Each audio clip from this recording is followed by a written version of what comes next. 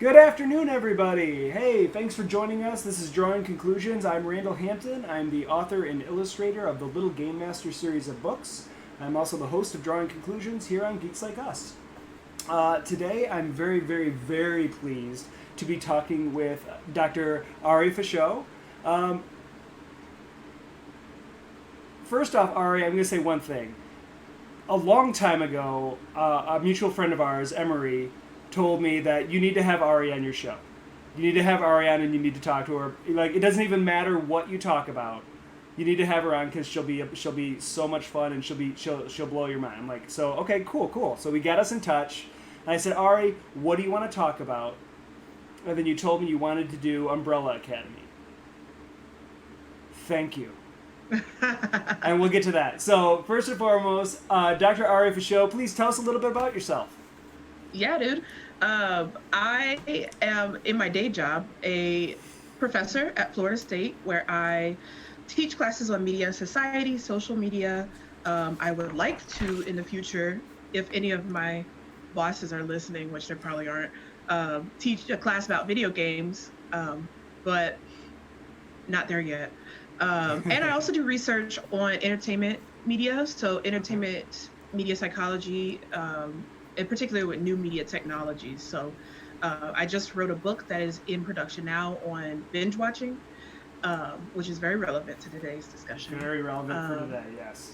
And I do a lot of work on video games, a lot of work on just new media technologies and how entertainment changes with those. Okay. In my spare time, my very limited spare time, I play a ton of video games. I'm a completionist too, so I get platinum trophies. Platinum trophying Last of Us 2 right now. Ooh, okay. And I also dabble in creative writing. I'm working on a novel. We'll see. I don't know. We'll see. But okay, that's me. Give me a taste. What's the novel about? It is about. I'm suddenly like really embarrassed. Rough outline. No. Rough outline. I want to know what kind of genre are we talking? It's a sort of fantasy novel. Everybody's got powers. Okay. And this one particular, the main character, had a little bit of an incident. She's a princess, but kind of had an incident that caused her to flee the palace, pursued by her family. Okay. So she gets caught up in a civil war on the way. It's great. As you do. As you do. And everybody in the book is people of color, so that's fantastic. Also fun. Okay. Yeah. Actually, you know what? That's actually a great segue. Today during the stream, everyone, all week long we have been raising money during all of Geeks Like Us's streams. We've been raising money for Black Lives Matter. So also today during Drawing Conclusions, the fundraiser is open again. So I know some of our mods will be throwing the links up in the chat. So as soon as you can grab one of those, we'll get that up and we'll be able to continue kind of giving to that cause. So if you can, dig deep and throw a few shekels their way. Every little bit helps. Yeah, and as a Black woman myself, don't know if you can tell, but this is something that's really important to me. I have two young nephews who it always just breaks my heart every time we see incidents of police brutality or Black men in particular being killed, because you always are like, how do I protect them from things like that? And the world shouldn't be that way, right? We that's what Black Lives Matter is about. It's about kind of fighting for a world where that's not the case, where you don't have to be like, how do I keep these sweet little 9 and 5-year-olds from being seen as threatening and being killed for no reason, right? And it's also bigger than that, right? It's also about how do we amplify Black voices?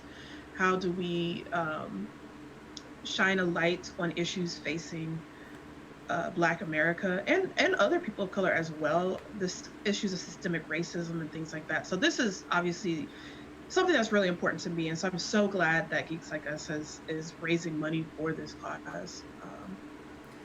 I just think it's cool. Well, Arie, we really, really appreciate you being here with us today. I'm super excited to talk about Umbrella Academy. Um, I personally, I mean, obviously, I can't speak to anything that you or anyone that you know may have gone through, or the fears that you have for your nephews. I can't speak to that, and I apologize for the fact that I can't. It's just it's as you said, it speaks to the systemic racism that we have in this country, and that it's something that needs to be addressed. And I hope, bit by bit, sooner rather than later, that is something that gets addressed, and it's something that we can all find a cure for. So, so Arie, thank you for being here. Thank you for shedding light on that, and for bringing light to us. We appreciate you for that. Now, we're going to bring some levity to our world. We're going to talk about some fun, geeky stuff. First and foremost, to all of our guests that come on to Drawing Conclusions, I want to ask, you are going to a deserted island. You are meeting a native people that has never had any contact with the outside world whatsoever. You can bring 3 things, 3 items of geek intellectual property, 3 geeky books, movies, comics, what have you, whatever it is, only 3. What are you bringing? What are you going to introduce to them? Oh man, so you asked me this before, and I was thinking about it, and I'm still thinking about it because there's so many options, right? And I don't know how to just narrow it down. So I'm going to I always have like just this recency bias. So like, what have I been doing recently? Okay. I don't know if that's the right approach, but it's whatever speaks to you right now at this moment. What is your geek chic telling you? This is what I want to share with people. Yeah, so one is Red Dead Redemption 2, which is a game that I have put just so many hours into. Okay. I've been trying to sort of maybe platinum trophy that one, but it's hard. It's very hard. So we're trying. So that's one. 2 is the Sandman comics by Neil Gaiman. Yes. I read those earlier this year for the first time. Oh man. I got into it like in a backwards way. So I was watching Lucifer, the show. Okay. And I was like, this is fun. And then I found out it was based on the character of Lucifer that originally was in Sandman. And I had heard things about Sandman, so I'm like, okay, let's check it out. So I did. Shout out to the library that lets you get comics on your phone. Yeah. For free. And I just was so hooked. And I'm so excited because Audible is about to drop an audio drama of Sandman. Oh, wow. No, I didn't know that. Featuring like James McAvoy. Oh no, I did hear about this. Yeah, all kinds of people. I think Neil Gaiman is playing a part in it too. I did hear about that. No, I'm excited about that. That sounds really cool. Super excited about that. Okay, so then, Red Dead, Sandman, and Sandman, and the third one is so hard. So like it could be music. It could be a movie. You know what? I'm gonna go with. I've got to do something superhero because that is something that my nephew and I really share. Mm-hmm. So if I'm gonna go with superhero stuff, then I guess I'm gonna go with the Flash. So just maybe Flashpoint, the Flashpoint comic books, or just maybe the TV show. Maybe I'm just gonna cheat and just bring the Flash. Just say Flash. Flash stuff. Okay. Because he's OP. Really, there's no fight he should ever lose, but he does for some reason. And Flashpoint is one of the best comics just ever. So I'm gonna take the Flash with me, and I think that'll make my nephew happy. Okay. He's watching this, but I'm gonna get started on the artwork. Otherwise, there's no chance we're even gonna get the lines done on this because I started drawing. I watched the show and I just fell in love with it. Like the show is amazing. I love what we're gonna talk about here. But I started drawing it and I couldn't stop. Like this is. The sketch is incredible. I would drawing is one of those things I wish I could do, but I don't foresee myself ever Yeah. putting any kind of time into getting Sure. better at. Sure. No, this has been a joy even just to sketch out and doodle and stuff because I've been in I binge. We'll get to that. Okay. Let's talk about this. So, why are we talking to you about Umbrella Academy? Yeah. So Umbrella Academy. So first of all, it's written by Gerard Way, who um, has a special place in my heart because I kind of the peak of My Chemical Romance was kind of in my um, middle school and high school years, and so I love Gerard Way, and so when I heard that he had written this comic series, I was like, okay, that sounds interesting. Let's check it out. But I actually got to the show first, and I watched it in 2 days, the first season, and then I was just left with this kind of, what do I do now? And I was so obsessed with it that it actually kind of inspired a research study that I did, which that study was about how binge watching can impact your connection with characters and also um, essentially the breakup you have with the characters, which is just like this distress you feel when you don't have them anymore. So I actually put some money to that project too. I bought research participation through Qualtrics, and I've got the data. I haven't analyzed it yet, but so it kind of inspired me in that way, and so as a result, it's kind of held a really special place in my heart.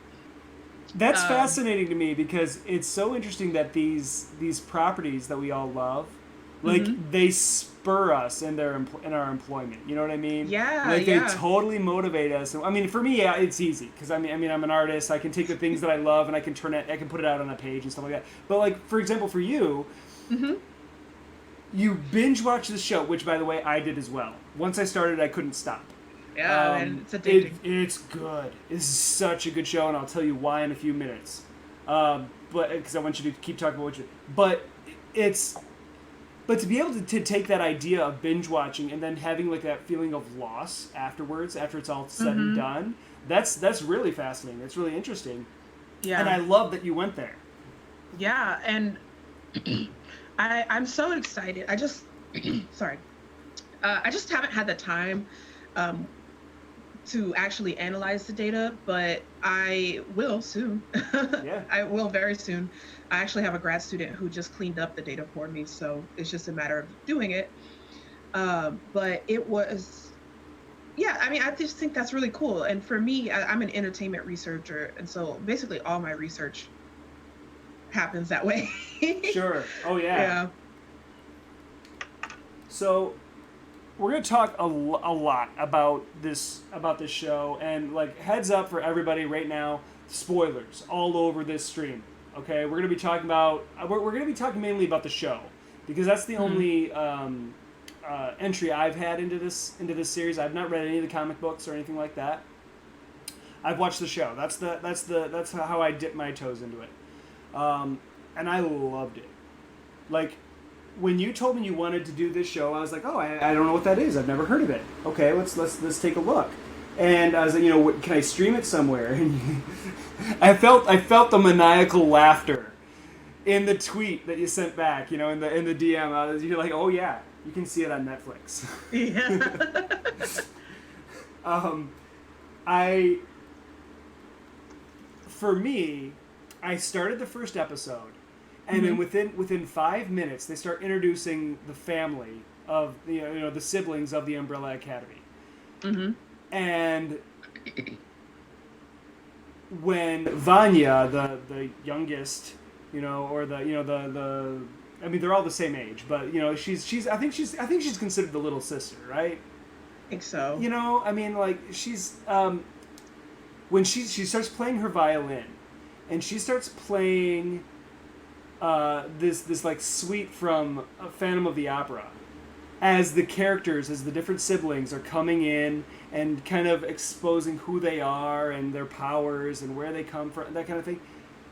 It hooked me like immediately. It's like Hmm. claws in me. It's like, okay, you're not moving for 10 hours. Yeah. It was bad. Yeah. But it Yeah. was so good. And I mean, So that was much my experience with it too. yeah, the music in this show is phenomenal. The way the director set this up with the music and how the different songs and the different movements fit with the cinematography and the beats in the show is brilliant. I loved it. I want to talk about the show. Like, I'm going to give you the chance to kind of do the rundown. So I want you to tell me, like, who the characters are. Like, if you want to start with Mr. Hargreaves or Dad, and go through the kids. You want to talk about Mom. You want to talk about Pogo, whoever. Like, you do the rundown for me, and you talk about each one a little bit, just kind of bouncing in on them, and then we'll kind of go from there. Yeah. So just basically the conceit of the show is that on a random day, all over the world, women gave birth to babies, which, okay, sure. But the thing is that none of them were pregnant before they gave birth to these babies. Yeah. And this attracts the attention of a rather eccentric billionaire named Reginald Hargreaves, who essentially starts buying up as many of these, miracle babies as he can. And he gets a hold of 7 of them. These 7 kids turn out to have powers, and he trains them up into the Umbrella Academy, which is kind of like this crime fighting team. So think of like X-Men sort of, but Professor X is a jerk. So he is their father in a sense, because I mean he I guess adopts them, but he's not really a good dad. He's just this very aloof kind of guy, and he's more interested in what the children can do for him than actually the children themselves. So he does a lot of like forcing them to train, like doing, he's very distant. He doesn't really have any affection to them. No. It's unclear if he even likes them. Okay. And in fact, he doesn't even give them names. They're all referred to as a number. Yes. They do all, except for 5, get names eventually, but it's not Hargreaves that gives it to them. So he only gives them numbers. So number 1, 2, 3, 4, 5, 6, 7. And so these numbers are probably arbitrary because they were given to the kids as babies, but he also uses it to them as a sort of like, oh, Luther, you're my number 1, like, blah, blah, like competitive, like a little competitive hackles kind of thing.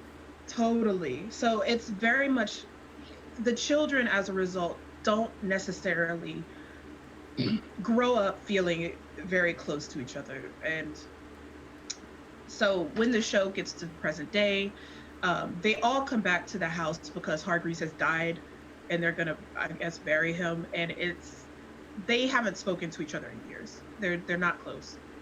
They don't talk. Yes, childhood leaderboards. Yeah.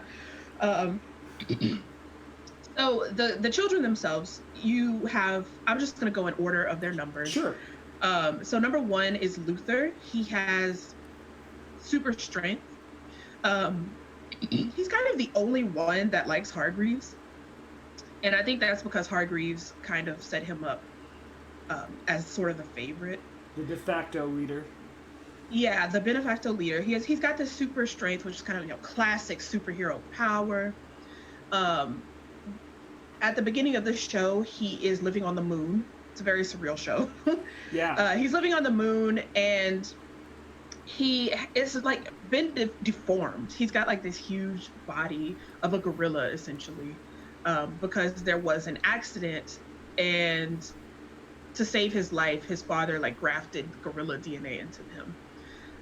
But then he was like so embarrassed by him that he sent him to the moon. Yeah. To do research, quote unquote research. And then every single thing that Luther sent back to him in terms of like research, he just never even opened it. He just like buried it under some floorboards. He just sent him to get him out of the way. Yeah. So Luther is a lot in conflict with number 2, who is Diego. I think Diego's number 2, right? I think so. So Diego is very much, he is still fighting crime, but he's like an outlaw. He's He's very by much a himself. Batman. He's kind of like the He's Batman of the very group. much like a Batman type character. Yeah. His Vigilante. power, yeah, vigilante. He has some connections with the police department, but they kind of like tolerate him. They're not like, his power is to, essentially he can throw things with such precision that if he's throwing something at you, he will hit you. Like, it's almost it like doesn't matter. Go ahead. It's like you could be around a corner. You could be. It doesn't have to be in a straight line. Like, he could just like will. He uses throwing knives. He can just like will them to go around corners and stuff, change direction to hit whoever he's throwing at. Yeah, it almost seemed like a bit of like telekinetic something. You know, like he was controlling things with his mind to get it to fly around and do different things. Yeah. Yeah, but only with throwing things. But only with throwing things. Yeah. At least that's all we've seen. He only had control of them after he threw them. Mm-hmm. So, which funnily enough is not his power in the comics. His comics power is he's basically Aquaman and can breathe underwater, but he never uses it because it's a useless power. And so in the show they changed it, and it was a good decision because it actually really fits his character. He's very much that sort of vigilante, like, I'm a badass, I'm Batman, like, kind of thing. And so he really does not get along with Luther in particular because he hates Hargreaves, first of all. He just really hates the man. Yep. And Luther, like, idolizes the man. So, and Diego also feels like Luther acts like he's in charge when, again, they were given all these numbers arbitrarily as babies. Like, he's not number one because he's the best. He's number one because he was the first person in line. Like, you know what I mean? He was the first one where the parents said, yeah, you can buy my kid. Yeah. Yeah. There's definitely some. I mean, we talked about it a bit earlier that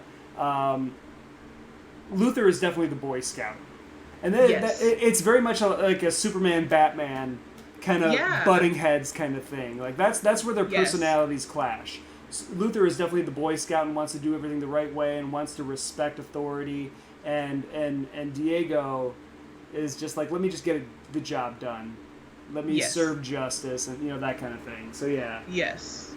And Diego also talks a lot about, like, how important their family is, but really he's totally a loner, so it kind of rings hollow.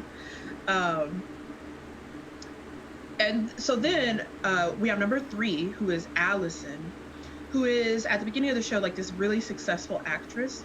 And her power is essentially to...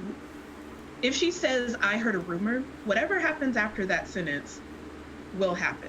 So she basically, like, it's almost like mind manipulation. So she could say, like, there's this great scene in the first season when they're kids where she's like, I heard a rumor that you shot your buddy in the foot when they're stopping a bank robbery. And once the guy hears it, he shoots his friend in the foot. So that is her power. She doesn't like to use it, though, because we find out that basically everything she's gotten in life is due to her power. So she became a successful actress because she basically was like, I heard a rumor that you cast me in this movie. Like, she had her husband who, she was like, I heard a rumor that you love me. And he caught her using her power on her child. So they had a kid together and she was like, I heard a rumor that you went to bed, or something like that. You're sleepy or something, Yeah, something like that, which she rationalized. It's like, if any parent would do this if they had the power to. Sure. But her husband did not see it that way and divorced her, took the kid, and basically was like, you can't see her anymore. So she's kind of at that stage in the show, like, very much like, she doesn't want to use her powers. She doesn't want to... she wants to do things more legitimately. Yeah. I mean, but she still kicks a lot of ass. Like, they've been trained in, like, martial arts and stuff, and, like, she can hold her own. Yes. So she doesn't need her powers. Yeah. Yeah. All these kids have powers. Well, we'll get to that. But they also have been heavily trained by Hargreaves. Like he put them through like almost hellish training. Yeah.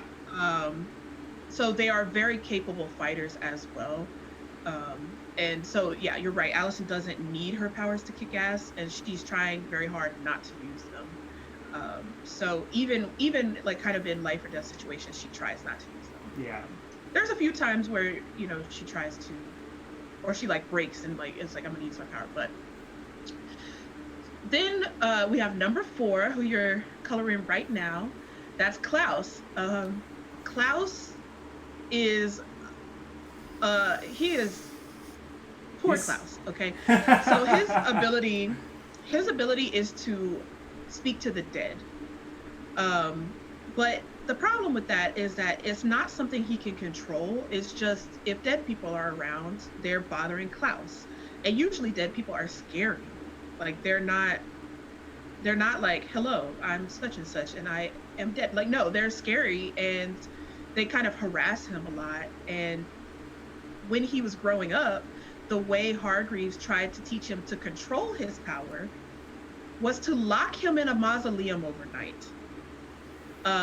This did not have the desired effects, and instead, Klaus, he basically was like, I can't deal with this. I can't deal with this constant harassment by the dead. Yes, wow, exactly. And the essentially being terrified all the time. Yeah. So he turned to a lot of drugs and alcohol. Because the only time where he is not hearing the dead is when he's high as a kite. Yep. So the show actually opens up on him leaving rehab for probably the millionth time. Everybody knows him by name. And immediately after he gets out of rehab, he buys drugs, overdoses, and dies, and is revived by a paramedic. A paramedic, and then he just high fives a paramedic and goes on about his day. Yeah. Like, he's very troubled in that way. Then we've got number 5, whose name is 5. He's never given a name. I have wondered about this. He doesn't have a name. His name is just 5. There is no reason his name is 5. My first thought was, so 5 at the beginning of the show has been missing for like 17 years or something. Yeah. His power is to teleport not only through space but through time.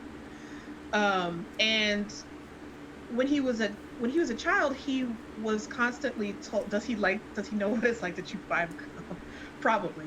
When he was a child, he wanted to practice moving through time, and Hargreaves was like, no, it's too dangerous. Like, moving through space is easy compared to moving through time. You're not ready to do it. And so 5 threw a temper tantrum and did it anyway. Yeah. And got stuck in the apocalyptic future. So he is stuck in a world where the apocalypse has already happened, and he is quite possibly the only human alive. And this, as you might imagine, wreaks havoc on his psyche.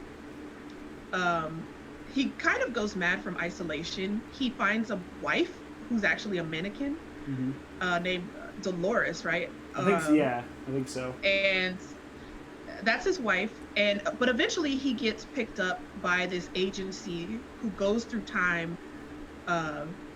They travel through time righting wrongs. So by righting wrongs, we mean like killing the right people to make sure the timeline happens the right way. Right. And 5 becomes an assassin, like a time assassin.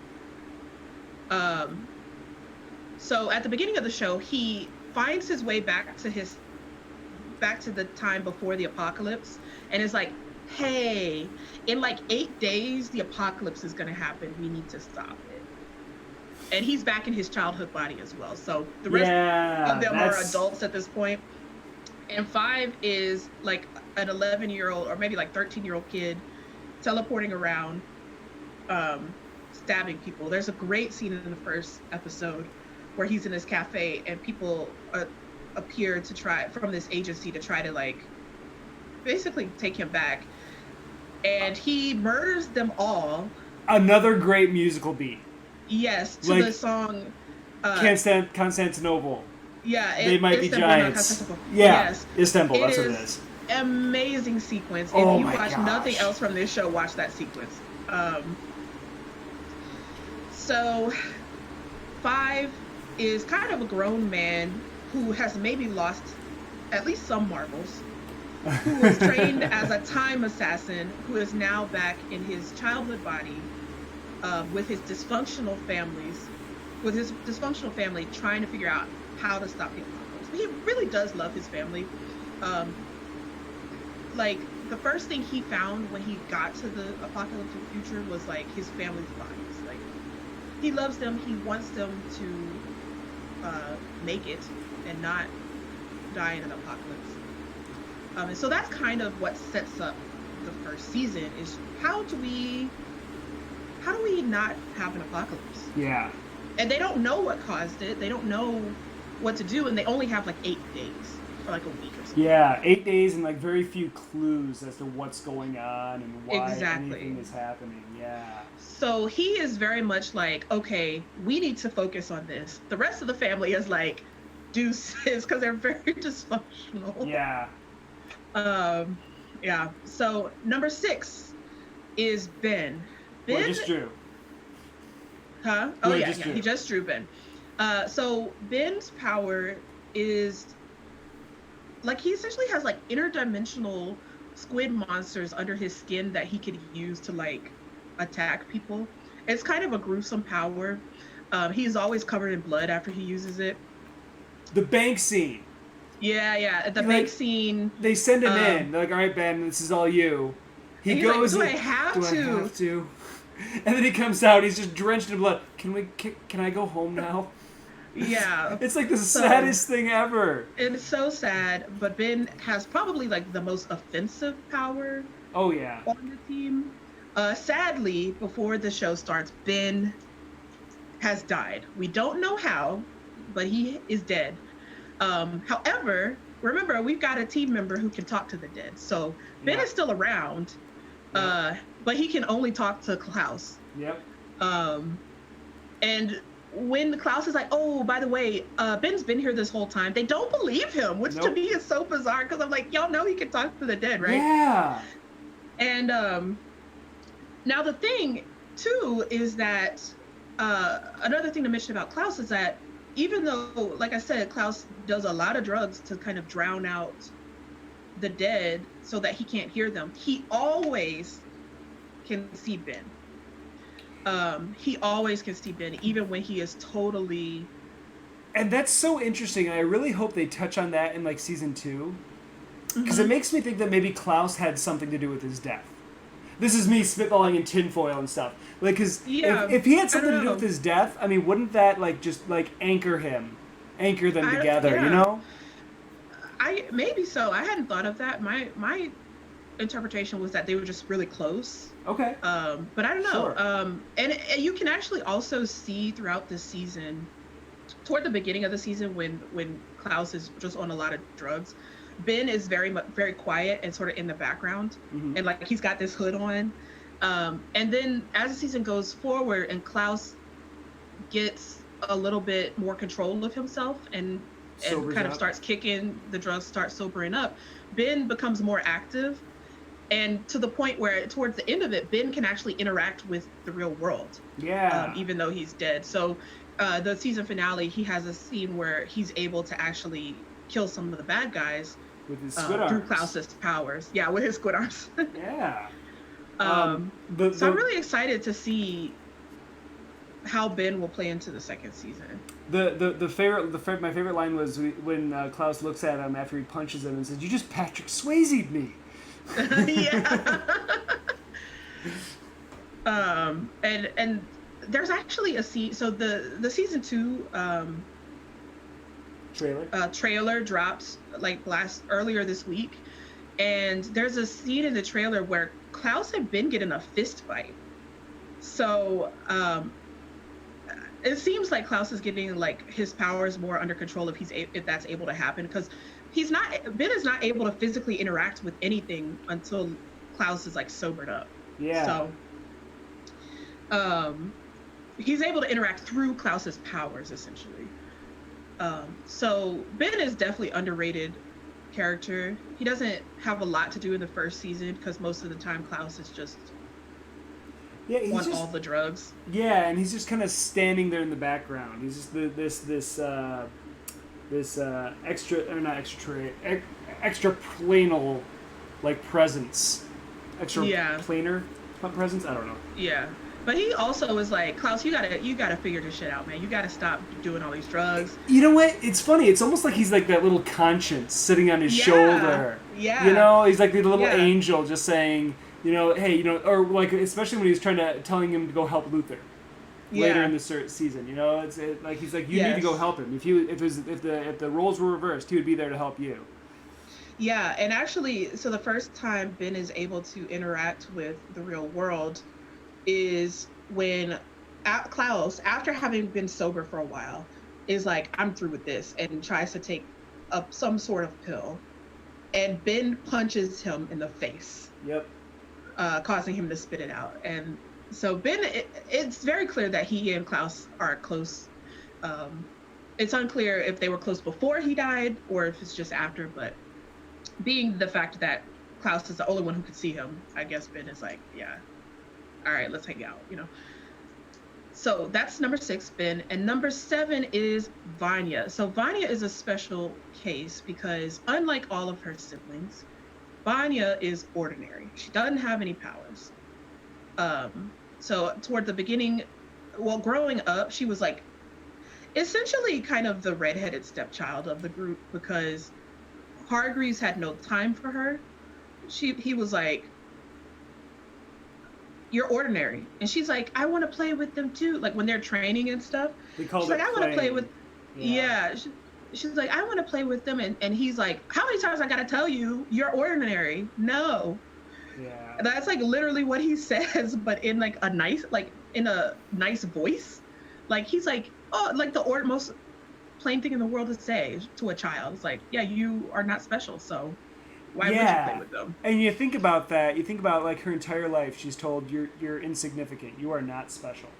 Mm-hmm. There is nothing special about you. Exactly. That's essentially what has happened. So to kind of distinguish herself, she writes this book about growing up in the Umbrella Academy. Yeah. Which only serves to kind of drive her away from the family, especially Diego. Diego is pissed about it because he's like, you know, you're airing all our dirty laundry. The thing though is that Vanya does have powers and is actually probably the most powerful of the children. It's almost like kind of sound-based telekinesis that she has, but she can really like mess you up, man. And what happened was all these nannies that they had, she just killed them repeatedly because like she didn't want to eat her oatmeal. And so Hargreaves was like, nah, man, we can't control this, so we're gonna put a stop to this. And so he had Allison, remember her power is to make things happen by saying, I heard a rumor. He has her tell Vanya, and this is like when they're very small, like 4 or 5 years old.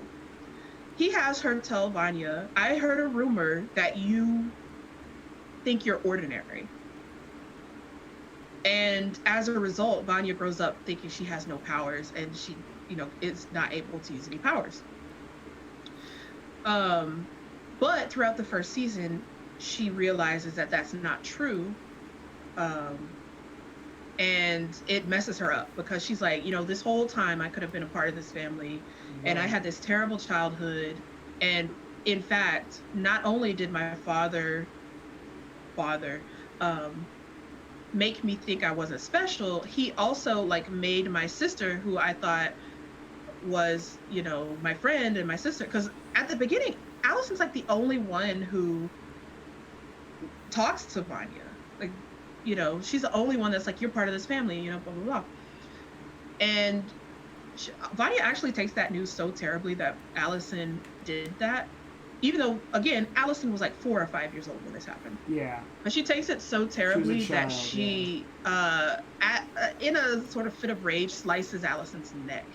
Yeah. Which is less than ideal.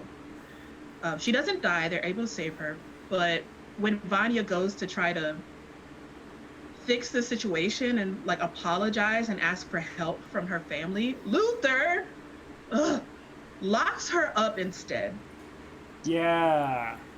God damn it, Luther. That was actually really interesting to me. That like when she was a child, Hargreaves built a room to contain her because he didn't know how to control her power. Yeah. So he says, "Oh, I have a special room just for you to play in." That's what he says to this child. A room for just you to play in, just by yourself. And it's like the most like oppressive, like psychotic room where it's just nothing but spikes and like jagged edges. I don't know if it's like meant to be like a sound dampening something. I don't know if it's like this, like the foam you put on your walls in a sound booth or something, or if that's what it is. Because sound is what allows her power to manifest, right? Like it's through sound waves, is how I took it. Yeah, that's how I interpret it too. So I'm wondering if that's what it was. If it was just like a soundproof room kind of thing. I think so, but it was also like, I think like steel walls, like to like absorb the force and everything. And so Luther, whenever she's like, I need help, like I need y'all's help, he like chokes her out. He puts her in a chokehold. Yeah, sleeper hold. And just knocks her out. And then locks her in the room. And this doesn't go well. Vanya's like, okay, like these people are not my family, and she like loses it, man. So as it happens, Vanya is the cause of the apocalypse. She busts out of there and burns down the Umbrella Academy. She's a violinist, and she has won like first chair in this orchestra that she's in. Yeah. And she's like gonna cause havoc with her violin sound waves and her powers. And so they realize, okay, we got to stop Vanya. So they try. Allison actually shoots her in the head, but in doing so, Vanya sort of unleashes all her power. Actually, she doesn't shoot her in her head. Like, she has it pointed at her head. I know this because next to it. Right next to it. Right. Yeah, it's like I literally just finished watching the whole series before we went on air. Yeah. Didn't they kill her? I got confused because in the comics she shoots her in the head. That's why. Okay. In the show it's next to her head and it goes off and it like breaks her out of her little trance thing. Right. No, they didn't kill her in the comic. She was shot in the head, but she survived it. But in the show they shoot next to her, and like the loudness of the sound like is like jarring enough. But she releases all her power, and it hits the moon, and the moon breaks up, and apocalypse. Yeah, like a chunk of the moon basically rockets towards the Earth, and it's like this world-ending comet hitting the planet and just devastating everything. Yeah. Which visually was amazing to watch. Yeah. Really cool to watch. Kind of like, goddamn, we all this time we were trying to fix things and we made it worse. We're gonna Five, who again has the power to go through time, although he's not like the best at it. I mean, he doesn't fully understand his powers. Yeah, he doesn't, especially that one. Yeah. Like he's very, very good at using like the teleportation through space, but not like the time aspect is a lot more difficult for him. So he's like, we're about to all die. The apocalypse is happening. So he basically uses his powers and teleports them all away through time somewhere. That's where the first season ends. Yeah. So Vanya, can you talk to us a little bit about Hargreaves? We brushed over him as he's dad, but talk to him about this father figure that was the worst father figure on the planet. Yeah, so Hargreaves, we find out rather late in the season that he's like from this other place and maybe planet. It's unclear, but he might be an alien. Or could it be that he's from just another point in time? Or could be from, a different point in time. Is a little bit unclear. Yeah. But he is definitely mysterious in some way. He's got this wife in this time that is not doing great. And it's clear that his whole reason in adopting these children in the first place was to do with some stuff that was going on where he's from. It's unclear what. Like, did he released something, or what was that? I really am not sure. Like, he threw the gold glitter dust up in the air, and it spread, but we have no idea what that really did, what that was, or what that was about. Maybe that's what caused the children to be born in the first place. I don't know. It's really unclear as to what happened there. I presume in the second season we'll find out more about it. But Hargreaves spends the entire series dead. He dies. His death is what brings the children all together again. And I'm saying children, they're like in their 30s. Yeah. Except 5, who's actually much older, but in a child's body still. Yeah. So his death is what actually brings them all together. But they don't really know. Like, he never tells them what they're supposed to do. He never, left them instructions. He never did any of that. Like, no. He's very much like this mysterious force that kind of put all these children together and like messed them up real bad. But even when Klaus is finally able to speak to him, because remember, Klaus can speak to the dead, there is no clarity given. Hargreaves is like, yeah, man, I committed suicide so that you guys would show up to stop the apocalypse. And Klaus is like, well, how is what? How? When? Who? And Hargreaves is just like, yeah, that's all the information you require. Yeah, exactly. It's like, wait a minute.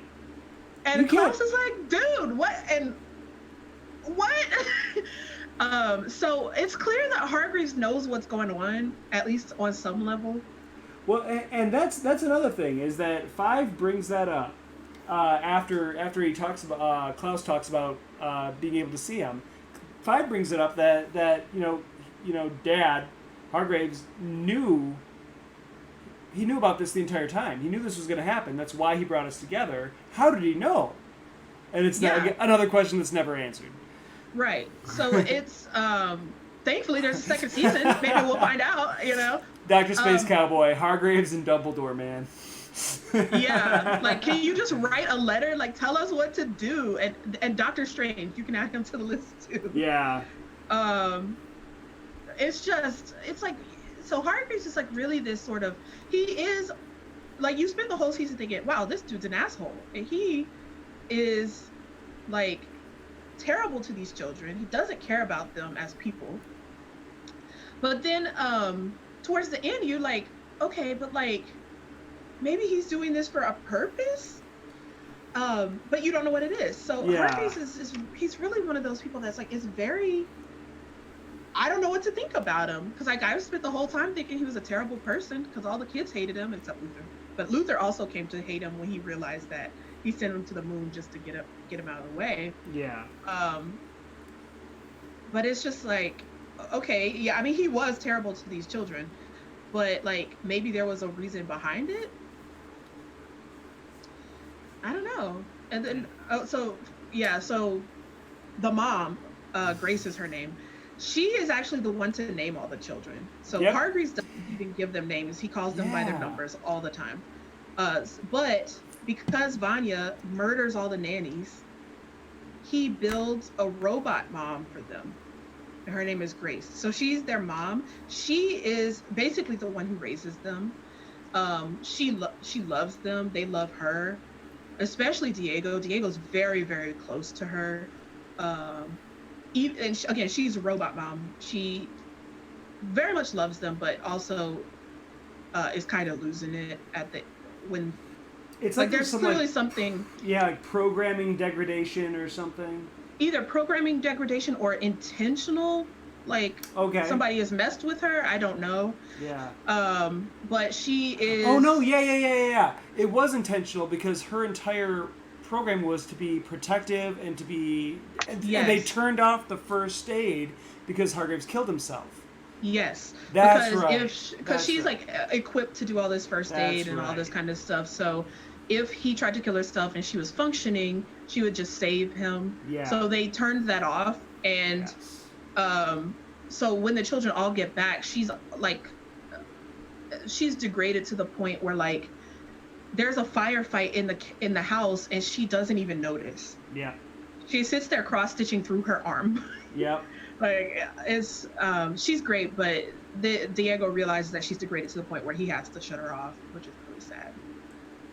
Yeah, there are a couple of great scenes with Diego and her, where they show her helping him with speaking English, and she's, Mm-hmm. and I don't know if he has a speech impediment or if or maybe he's just it's a bilingual thing, and he's English is his second language, but he was constantly trying to like practice the things that he says, when he's in a fight, put your guns down or whatever it was, or something like that. And she's just like encouraging him and very nurturing to him. So I thought that was a great scene.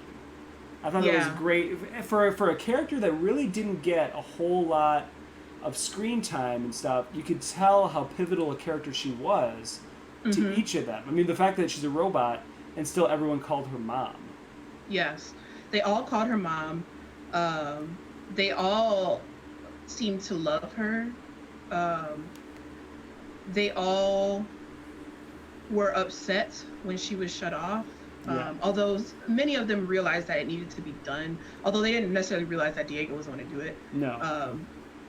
But, so they all knew she was like malfunctioning and things, but like she was also a very important figure for Vanya, because again, Vanya doesn't really have anybody in this house except mom and Pogo. I'll get to in a second. Yeah.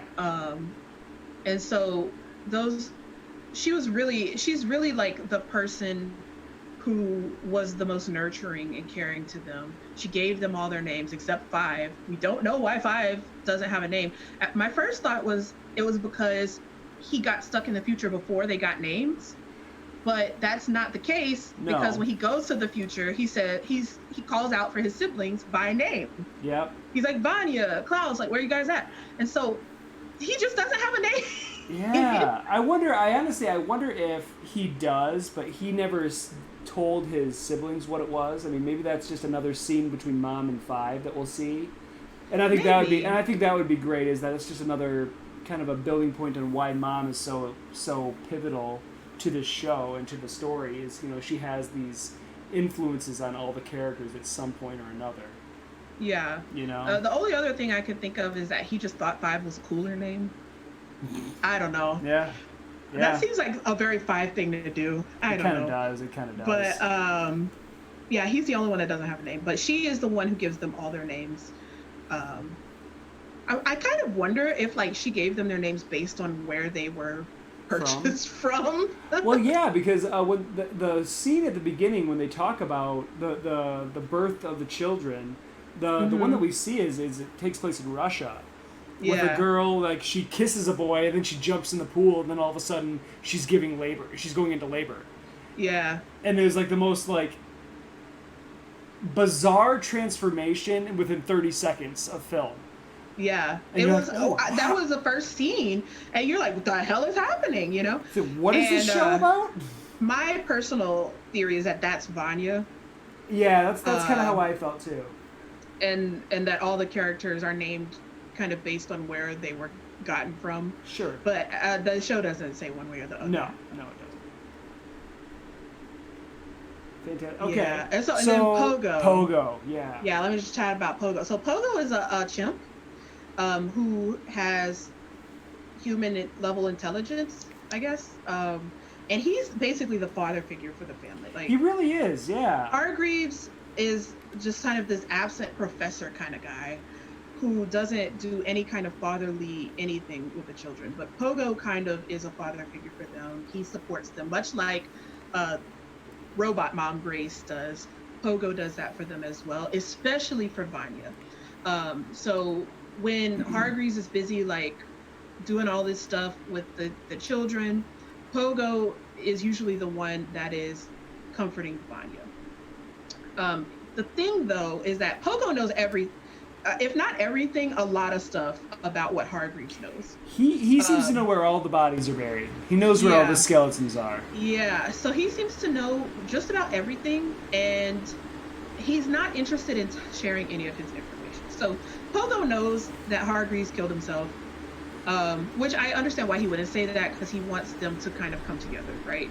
Yeah. But he knows that happened. He also knows that Vanya used to have powers, and it never was told suppressed. Her. Yeah. And Vanya is so betrayed by that she kills him on her rampage through the house.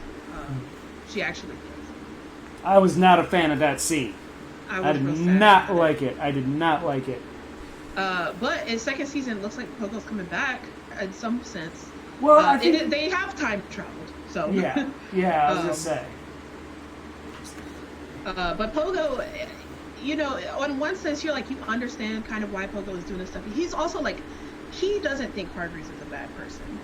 And I think that's because he knows more about what Hargreaves' intentions are and what his thoughts are and why he's doing what he's doing. Sure. But he doesn't think Hargreaves is a bad person, and he's constantly like telling the kids like, you know, don't hate him and all that kind of stuff. And they're just like, I mean, he's terrible. You know, he's not a good dad.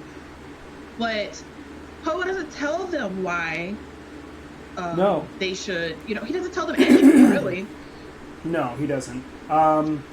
I think, yeah, like I'd mentioned earlier in our previous conversation, Pogo is absolutely a silent conspirator into all the things that really led up to what is the apocalypse. Yeah. Pogo is this amazing, he's this amazing nurturing creature. You know, he's got the soul and the personality of a person, but he's a chimp. But he's the one person that, if he had stepped out of line, potentially could have averted the entire catastrophe. Mm-hmm. Because again, the basically in trying to avoid the apocalypse, they brought it on. Yeah. And a big thing that they did was basically neglected Vanya throughout the whole process, because they're like, you don't have any powers anyway, so like, how are you gonna help? Yeah. And that obviously was a mistake. But Pogo could have easily sort of stepped in and been like, no, like, you need to not do this, and here's why. Because he would tell them stuff like, don't do this or don't do that, but not tell them why. So they're like, why should we listen to you? Right? Yeah, right. Let's talk about a couple other characters real briefly. Okay. Hazel and Cha-Cha. Yes. So Hazel and Cha-Cha are great. So Hazel and Cha-Cha are assassins at the same time agency that Five worked at before he came back. So they are probably not as good as their job as Five, but that's because Five can teleport. Like, I mean, how are you gonna compete with that, right? Right. But when Five comes back to the past, I mean, it's unclear. The time agency exists outside of time, but didn't it, when he was at the place, wasn't it in the 1950s? I think it was like designed to look like that, but I think the implication was that it kind of existed in its own little bubble. In its own bubble, maybe not. Okay. I don't know. Maybe it was in the 50s. I've only seen it once. I don't know. Yeah. So when he comes back to try to avert the apocalypse, he is doing so against the wishes of this time agency, who are like, no, the apocalypse has to happen. And in doing so, basically it's like, screw you guys, I'm out of here, you know? Yeah. And they are not keen to let him go. Because to them, the apocalypse, for whatever reason, needs to happen. Their job is to maintain the timeline. So they are like, no, it needs to happen. So they don't want Five to stop the apocalypse. And as a result, they send Hazel and Cha-Cha to time assassins. They probably have some other, like... They're time assassins. They're time assassins. They probably have some other title, but they're time assassins. They send them to kill Five. Yeah. And so Hazel is played by the guy who plays Kemper in Mindhunter. which blew my mind because they seem like totally different characters until you like sit there, you're like, whoa. And Cha-Cha's played by Mary J. Blige. I know. Which is so good. I saw that. I'm like, oh, this is amazing. I know. And they are so, they're much, business. It's all business. Like they're not trying to. It's all business, but they enjoy their jobs. Let's put it that way. So they're like torturing people, trying to find out where 5 is. There's this actually. A lot of Klaus's storyline over the season happens because they kidnap Klaus to try to get 5 to cooperate. Yeah. But so they are a major force. There's a lot of forces happening. They're this external force who's trying to stop 5 and the family from stopping the apocalypse. But they are great. Their dynamic is incredible. Yeah. Cha-Cha actually starts up this romance with this older lady who works at the donut shop that 5 destroys in the first episode. Yeah. And Cha-Cha's like, dude, we got a job to do. We don't have time for your romance. We got to kill 5. Well, you know what's funny is that it almost seemed in a couple of scenes like that Cha-Cha did actually, in fact, have feelings for Hazel. Like those had developed over the time that they spent together as partners. And when she found out that he had built this relationship with the donut lady, she like felt betrayed. Yeah. Oh yeah, Emery. Sorry, that was Hazel who started up the romance with the donut lady, and this really like puts a strain on their relationship because they've been like these partners for all this long time, like you said, and Cha-Cha was like really feeling betrayed about it, because to Cha-Cha he was like willing to basically drop her and the whole agency to go have this romance with this donut lady. Right. After all the things that they've done and been through together, he was just ready to just drop it. Yeah. Yeah. Deck sequence in the fake iLab. Oh, which one was that? That one's a while ago now. The dance sequence. I cannot remember it. In the fake iLab. Is that? Oh no! That's when they were like lighting the place on fire. Oh yeah. Yeah. Yes. No. This show is filled with scenes like that, and they're amazing. Like every single one of them are so good. Yeah. They're eating they're eating the pot brownies. Yes, because they got those from Klaus. They got them. And Klaus didn't like. Ben is like, "Are you gonna tell them that those are like special brownies?" And he's like, "Nope." Nope.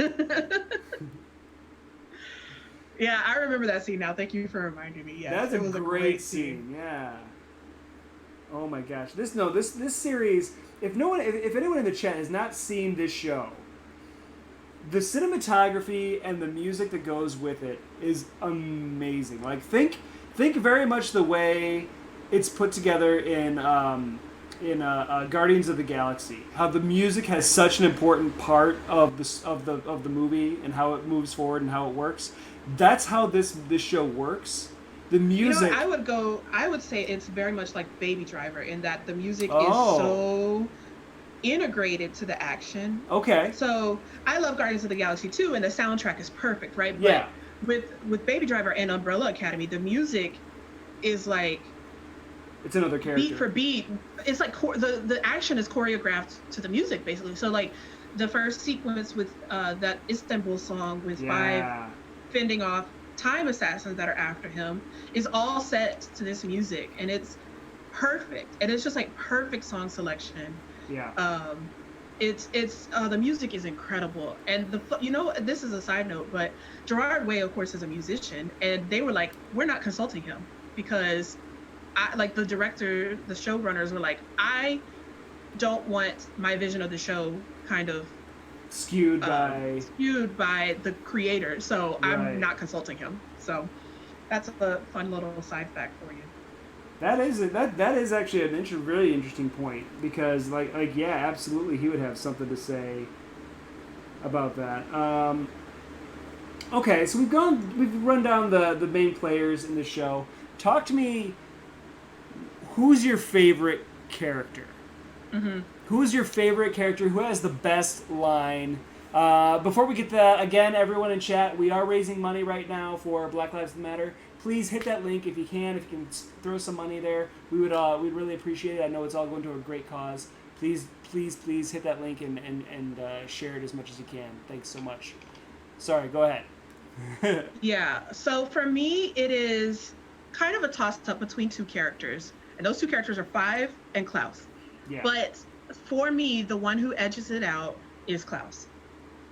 And the reason why is because I love Five a lot. And some, depending on the day, I might say Five. But for me, Klaus goes through the best journey throughout the season. Okay. So when we see Klaus at the beginning, he is basically self-interested only. He is only interested in basically getting high. And that's it. That's fair. Again, that's all we know about him at the beginning. He is just this kind of, he's really troubled, but in a way that I guess hilarious. It's really funny, actually. He's a very funny character. But as the season goes on, we find out more about why he is that way, about how his father locked him in this mausoleum and forced him to stay there overnight while dead people harassed him. Yeah. And he was terrified. And as a result, he never got a grip on his powers. He grew into adulthood not being able to control it, really. And he turned to drugs and alcohol. And it's clear that his life is not on track at that point. Yeah. But so the first kind of beat that we get where we start to see some change from him is when he's kidnapped by Hazel and Cha-Cha. So Hazel and Cha-Cha are looking for Five. They go to the Hargreaves' house and start shooting up the place, trying to kill Five. But I mean, they're not really terribly interested if they kill other people as well. Yeah. Five's not there. So they're there. Five is not there, and they're fighting basically the Umbrella Academy. Klaus is totally clueless as to what's happening. He's taking a bath. He's like walking around in a towel with headphones on. He doesn't hear the commotion that's happening, and they decide to kidnap him because they see him. He's not really an offensive fighter. No. He's got like martial arts training like the rest of them, but he's not really much of a fighter. So they kidnap his ass, lock him in a trunk, and they take him to this hotel where they're like, we're going to torture him until he tells us where Five is. Yeah. And at first it's hilarious because Klaus he's like too kinky to torture somehow. Everything they do, he's like, yeah. He's like Steve Martin in Little Shop of Horrors. Yeah. But as they're trying to torture him, and he's starting to realize, like, and Ben is there as well, of course. Yep. And Ben is like, dude, we got to get out of here, man. They are going to kill you. And as he's there, he realizes that the dead people that he is seeing at that moment were all killed by Hazel and Cha-Cha. Yeah. And so he starts talking to their victims. And this is the first point in his life where he's not just like scared of his powers, okay? Because he's coming down off of a high. He's kind of, sobering up, and he is able to see all these people. And at first he's like, leave me alone. But then Ben is like trying to get him to kind of work with it, right? And so he realized that these people are Hazel and Cha-Cha's victims, and there's a lot of them too. There's like just all these victims, and he starts talking to them. He finds out like what Hazel and Cha-Cha have done to them, and he uses that information to basically get out of this situation. Yeah.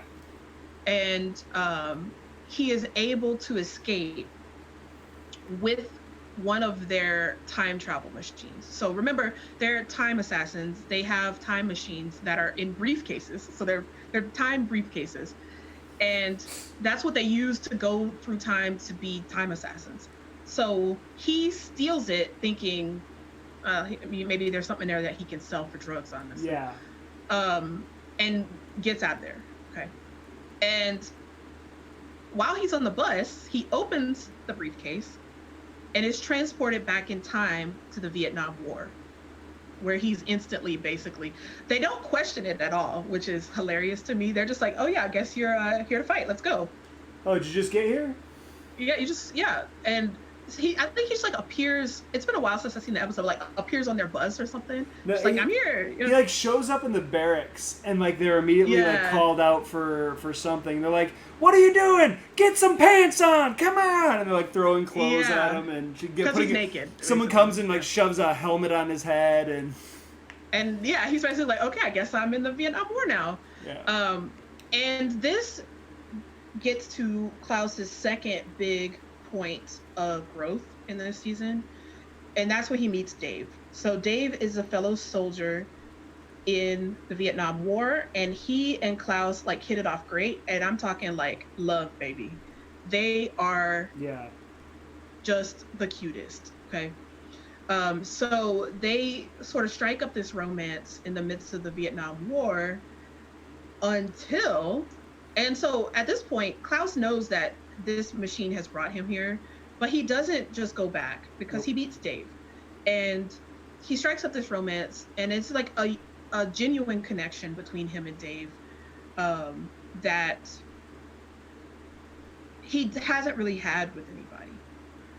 And they really fall in love until they're fighting one day, and Dave is mortally wounded and basically dies in Klaus's arms, which is deeply traumatizing to him. So someone who's already been deeply traumatized pretty severely in childhood now has this second deeply traumatizing thing happen to him. And so he uses the briefcase, he goes back to present day, and is just like shell-shocked, essentially. He's just like sitting there with blood on his hands in his Vietnam outfit, and the Klaus that was like very fun-loving, like outgoing, kind of hilarious person, he doesn't talk to anybody. When Diego picks him up, Diego earlier in the season, like Klaus would just like tag along with Diego places. And Diego would be like, "You're not coming," and then Klaus would be like, "In the car, let's go." And Diego, you could tell Diego was like, Yeah, it's one of those things like giving your brother a ride. A hard time. Yeah, he's just, he's just going to go and like get a fix or something like that, and he doesn't want to encourage that, but then he's just kind of like, all right, whatever, just get in the car. Yeah, and you can also kind of tell that he does like spending time with Klaus. Yeah. But when he's spending time with Klaus after this happens, he immediately notices like something has happened, something has gone awry. And Klaus is just like deeply traumatized by this. So he decides like, I need to see Dave again. Like I have the power to see the dead when I'm sober. So I need to get sober, Right. So he tries to go like cold turkey a few times and like get tied. They tie him to a chair and that is the saddest episode. So in this episode, it's called, I think, The Day That Wasn't. Yeah. Because everything goes perfectly this day, but 5 ruins it. So what happens before this episode is that 5 agrees to go back to the time agency as long as they agree to spare his family from the apocalypse. Yeah. They say fine. So he goes back, but he's really like, I'm gonna stop the apocalypse anyway. So he's like trying to do it under the table. And so while he's gone, they have like this great day. Vanya kind of figures out somebody is manipulating her before it's too late. Luther and Allison, who are again siblings, like also have a thing. Like it's a little weird. Klaus gets sober, so he has Diego tie him to a chair and leave. Yeah. And he gets sober to the fact that he can see Dave again. And so he sees Dave, and he's like, Dave! And it's very sweet. And then 5 realizes that screw this organization, and he steals one of their time travel briefcases, blows up the rest of them, and goes back to time before the day happened and ruins the whole day. Yep. But nonetheless, his relationship with Dave kind of shows him that he's like almost, he is worthy of love, essentially. Yeah. And it's not, he's not just this screwed up person. he can do better. He can be better. And also Ben is really instrumental in this because Ben is like Randall said, like the conscious behind him, and it's like, you know, you need to stop taking all these drugs, like you need to get it together. But before he kind of finally kicks the drugs, he does go to this like rave and try to score drugs, and he drops them. And while he drops them, he dies. I mean, he doesn't just die. I think he like hits his head or something. Yeah, he hits his head or something, gets knocked out. It's unclear. He might be dead. He might be knocked out. I don't know. But he meets God, who's this little girl who doesn't like him or anyone really. And he's like, "Aren't you supposed to love everyone?" And she's like, "Who told you that?" Like, no. And he's thinking, "Oh man, I'm gonna see Dave," and he doesn't see Dave. He sees Hargreaves, who's like, "Get your shit together, man." Yeah. But then doesn't tell him any information. And when he comes back to life, Ben is like, "You're done with these drugs. Like, it's not happening anymore." And that's when Ben punches him in the face when he tries to take drugs. And that's the last time that we see Klaus try to take drugs, because he realizes at that point that his powers have, with him being clean for that amount of time, his powers have progressed to the point where he can basically physically manifest Ben. And that is exciting to him because he and Ben seem very close, and he wants Ben to be able to have like a normal-ish life. I still want to know what happened to Ben. We don't know what happened to Ben or how he died. How did he die? What happened? He looks maybe a little bit younger than them, but not much. So it's clear that he died relatively recently. But it's unclear how he died or what happened to him. It's implied that it wasn't very pleasant. But he died. His entire experience as a superhero was unpleasant. True, yeah. So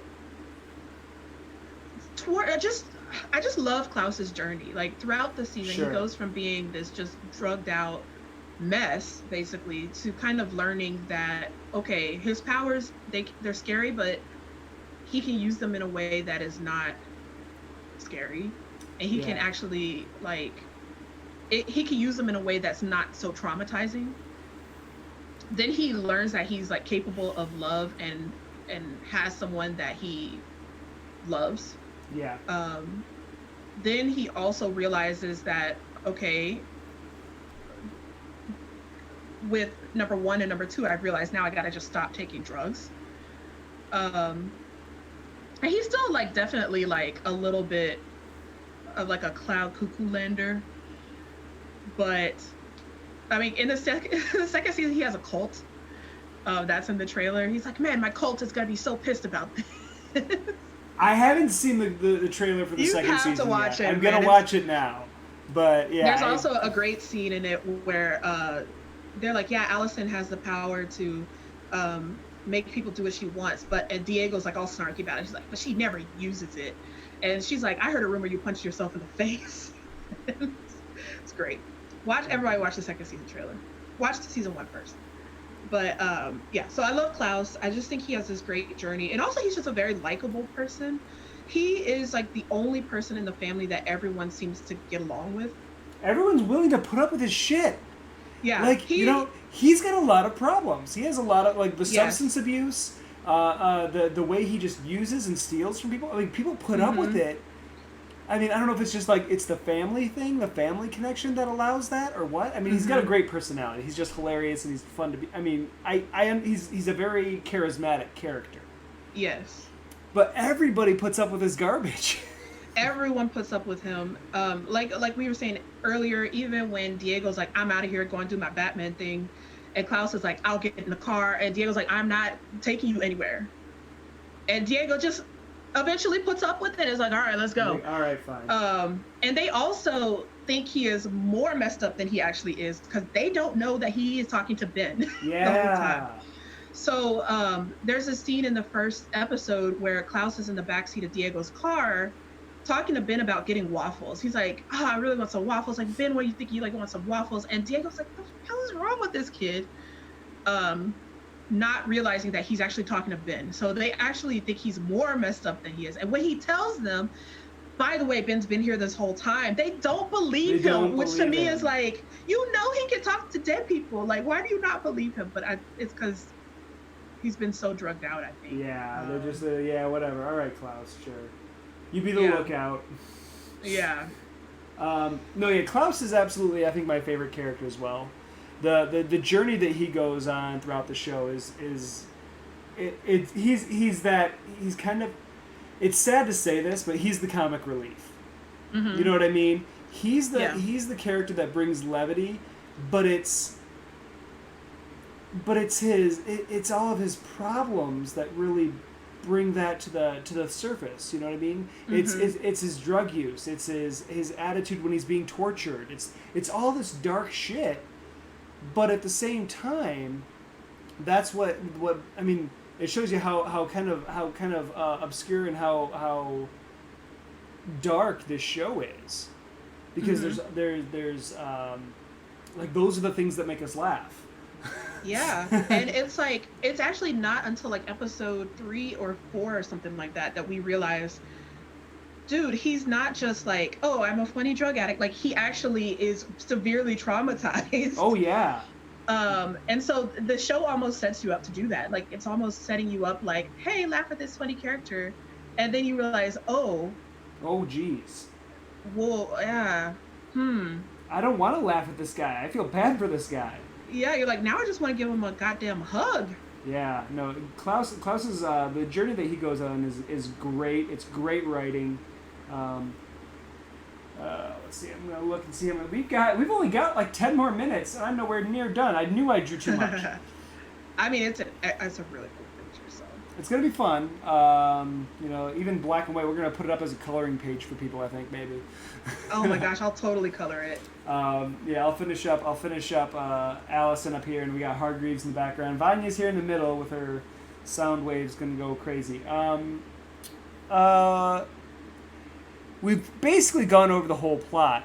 The one thing that just to kind of close off the show that really spoke to me, and we talked about this before we went online too, if this family could communicate at all, mm-hmm. if they could communicate at all, mm-hmm. they could have prevented the apocalypse. Yes. If they could sit down and talk with one another. Yeah, and I think that the reason they can't communicate is because how they were brought up to always be in competition with one another. Okay. I think somebody in chat said it earlier. It's like childhood leaderboard. Yeah. Where they're always, I mean, they do work as a team as children on the Umbrella Academy, but it's also like, oh, Luther's #1, like, you know, and they're always, Hargreaves didn't communicate with them, so why would they communicate with each other? Yeah. And he was pitting them against each other in these training exercises and everything. Yep. And so I think they really kind of internalized that, and so they're like, okay, I just gotta essentially be self-sufficient. And there are so many points in the show where if someone would communicate, things would be better. So 5, he communicates piece by piece. He knows he only has 8 days to stop the apocalypse, but instead of like having his siblings help him, he's trying to do he goes off on his own. And the only reason he gets Klaus involved at one point is because he needs somebody who looks older, because he looks like a child. Yeah. But and on one aspect with 5, I think he feels like he is trying to protect them and trying to spare them from what's going on. But on the other hand, they could totally help him.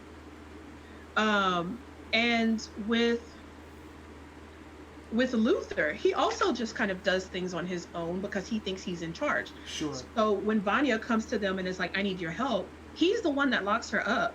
And when other people are trying to be like Allison in particular, who is the one whose throat Vanya has cut. Yeah. Allison is like, let her out. Yeah. You know, and they won't let her out. You know, so there's communication there. There is communication with miscommunication with um, Diego. Diego's doing his own thing the whole time. He's trying to do his Batman thing, and he's not communicating. And all of them kind of freeze out Vanya because they don't think she can help them, and that is the biggest mistake, right? So they literally are like, "You can't help us. You don't have any powers, so maybe just go away." Again, it's a communication thing, but we touched on it earlier with Pogo. Mm-hmm. Because he didn't step over that boundary, because he didn't break that vow or that trust that he had with Hargreaves, he's the one that could have avoided everything. Yes. If he would have told Luther, if he would have told Vanya, if he would have talked with these people, if he would have told them, even like as soon as Hargreaves was dead, if he would have said something, everything would have been fine. Yeah. But it's I don't know if it's the sense of duty of I don't even know, like this responsibility to follow Hargreaves again. Hargreaves, instead of just getting them all together, he kills himself so that they would all come together. Yeah, and I mean, part of that, I think he thought that if he just told them, "Hey, we need to get together," they would not do it, which is probably true. Probably true. But and even when Klaus goes missing, right? He's kidnapped. He doesn't even know where Five is. They're like, "Where's Five? Where's Five?" He's like, "I don't know. They don't talk to me." Which in that sense is probably good, because if he would have told them, I think they probably would have killed him and then left. But it just highlights, nobody in the family communicates with one another, and if they did, things would have gone a lot easier, because let's say Five would have gotten Allison in on his quest. I mean, she wasn't really using her powers at that point, but she, even without her powers, we see is still very adept at getting information. Well, I mean, she's a well-known movie star. I mean, just the clout that comes with that, and then being able to talk the cop into doing what he wanted her to do. Mm-hmm. I mean, without using her powers, she's still able to do stuff like that because of her clout. And if he would have brought her, now granted, he doesn't know what she's been up to the last however many years. So, I mean, I understand. Also, he's paranoid to the point of it being a problem. I understand why Five is that way. I understand it. He lived for decades by himself in but in an apocalypse. Yeah. And then became a trained time assassin.